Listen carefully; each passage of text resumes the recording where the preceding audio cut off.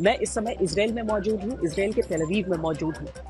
यहाँ पर आपको लोग अपनी सामान्य जीवन जीते हुए नजर आएंगे मेरे इर्द गिर्द, क्योंकि जिस तरीके से ये पूरा युद्ध आगे बढ़ रहा है उसमें इन लोगों को भी मालूम है कि आगे बढ़ते जाना है, जीते जाना है, लेकिन उसके साथ ही जैसे ही पल पल भर में अचानक यहाँ पर सायरन शुरू होते हैं, लोग किसी न किसी महफूज जगह पर पहुंचते हैं। लेकिन इस युद्ध क्षेत्र, इस पेचीदा युद्ध क्षेत्र की बारीकी से हर खबर आपको दिखाएं उससे पहले हम आपको बता दें कि यहाँ पर क्या क्या बड़ी चीजें हुई हैं। बीती रात इजराइल की सेना ने गाजा में छापा डाला। वहां पर जो आतंकी है, अभी तक ये था कि क्या वो ग्राउंड ऑफेंसिव करेंगे या नहीं करेंगे, लेकिन उन्होंने प्रवेश किया गाजा की सीमा के भीतर। वहां पर उन लॉन्च पैड्स को नष्ट करने के लिए जहां से मिसाइल और रॉकेट और एंटी टैंक जो उनके हथियार है वो फायर किए जा रहे थे। अब कल शुक्रवार का दिन है और शुक्रवार को कोशिश ये हमास की तरफ से की जा रही है कि जो मुस्लिम समाज है वो अपनी एकजुटता दिखाए हमास के साथ, गाजा के साथ। हम आपको युद्ध से जुड़े हुए हर अपडेट दिखाएं उससे पहले ये रिपोर्ट देखिए।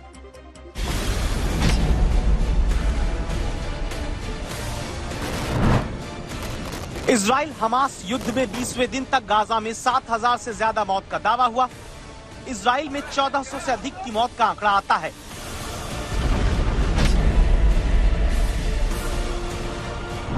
बीती रात इजराइल ने पहली बार हमास के खिलाफ गाजा में घुसकर सबसे बड़ी जमीनी रेड की। गाजा के भीतर कुछ देर के लिए घुसे इजराइल के टैंक्स ने हमास की कई आतंकी पोस्ट खत्म कर दी।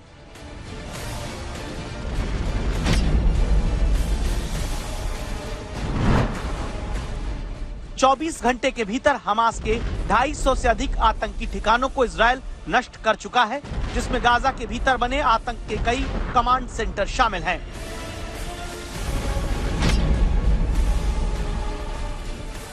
इजराइल ने अब गाजा में हमास की सतह से हवा में मार करने वाली मिसाइल पोस्ट को खत्म कर दिया। खान यूनिस इलाके में एक मस्जिद और बच्चों के स्कूल के पास हमास ने ये मिसाइल लॉन्च पोस्ट बनाकर रखी थी।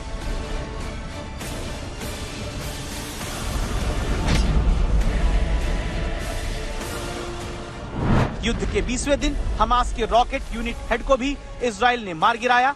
खान यूनिस इलाके में ही हमास का ये कमांडर हसन अल अब्दुल्ला मारा गया। अब तक 15 से ज्यादा कमांडर हमास के युद्ध में मारे जा चुके हैं।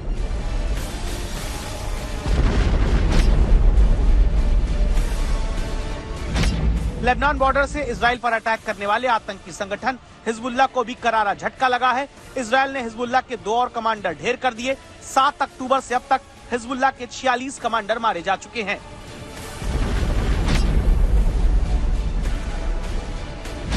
अमेरिकी राष्ट्रपति जो बाइडेन ने कहा, उन्हें लगता है कि इंडिया मिडिल ईस्ट कॉरिडोर को रोकने के लिए ही हमास ने इजराइल पर हमला किया है।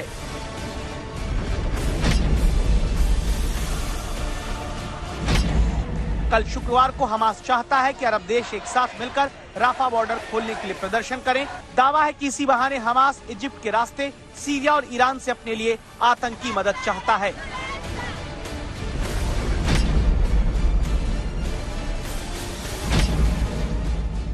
इजराइल के हमले में अब तक हमास के 50% से ज्यादा घर पूरी तरह बर्बाद हो चुके हैं। गाजा पट्टी की सैटेलाइट इमेज में देखा जा सकता है कैसे पहले जहां घर थे वहां बर्बादी नजर आती है।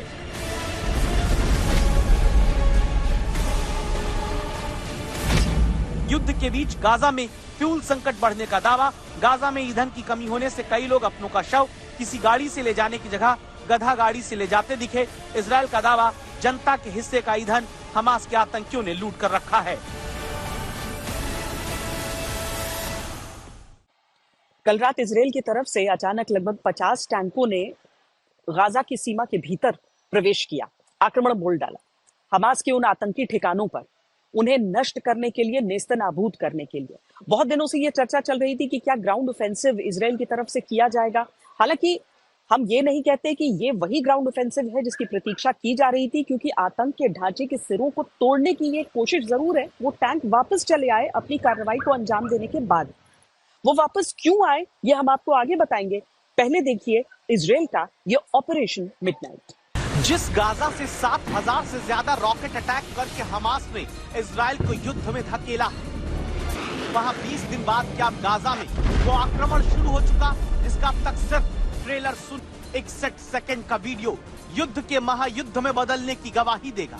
61 सेकंड का ये वीडियो पूरी दुनिया को 20वें दिन खबरदार करेगा। 61 सेकंड का ये वीडियो पूछता है, क्या अब इजराइल ने फाइनल अटैक की सोच ली है?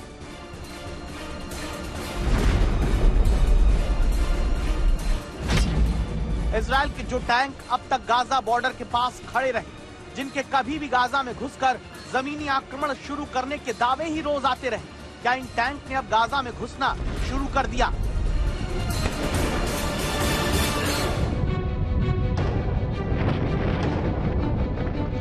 क्या अब तक गाजा बॉर्डर के पास हमास के आतंकियों पर घुसकर अटैक करने की जो वॉर रिहर्सल इजराइल के सैनिक करते रहे, वो तैयारी क्या पूरी करके सैनिकों ने गाजा में घुसकर हमास के ठिकानों को नष्ट करना शुरू कर दिया?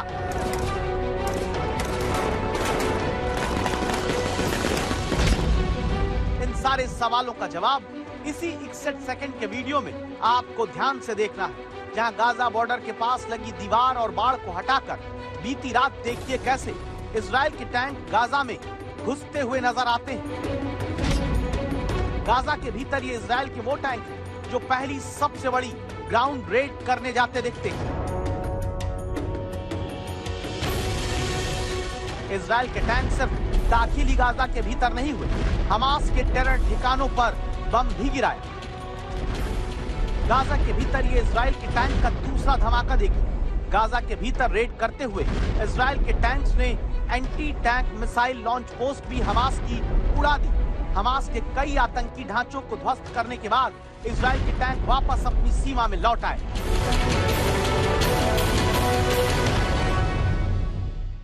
जानकारी के अनुसार अमेरिका अभी नहीं चाहता कि इजरायली सेना गाजा में घुसकर वहां पर ग्राउंड ऑफेंसिव को अंजाम दे, क्योंकि उसे अपने सैनिकों की सुरक्षा को सुनिश्चित करना है उससे पहले। लेकिन इसी बीच इजरायली सेना की तरफ से ये बात कही गई कि बीती रात गाजा के भीतर उसके सैनिक दाखिल हुए टैंकों के साथ, और वहां पर जो कुछ रॉकेट लॉन्चिंग के पोजीशंस थे उन्हें नेस्तनाबूद किया। सवाल यही उठ रहा है कि क्या इस तरह के लिमिटेड ऑफेंसिव अभी इजरायली सेना की तरफ से जारी रहेंगे, और क्या आज की रात भी इजरायली सेना ऐसा कुछ कर सकती है? सीमित ग्राउंड ऑपरेशन करने वाली इजराइल सेना क्या अपनी तैयारियों को इसी बहाने चेक कर रही है? क्या इस सबसे बड़ी पहली ग्राउंड रेड के बाद आगे जल्द ही हमास के खिलाफ इजराइल की पूरी सेना टैंक लेकर दाखिल हो सकती है? अगर हाँ, तो क्या तब फिलिस्तीन का नाम लेकर हमास को बचाने के लिए ईरान समेत दूसरे अरब देश युद्ध में कूद पड़ेंगे? और अगर नहीं, तो आगे देखिए आखिर क्यों अब तक तैयारी के बाद फुल फाइनल जमीनी अटैक इजराइल गाजा में घुसकर नहीं कर रहा।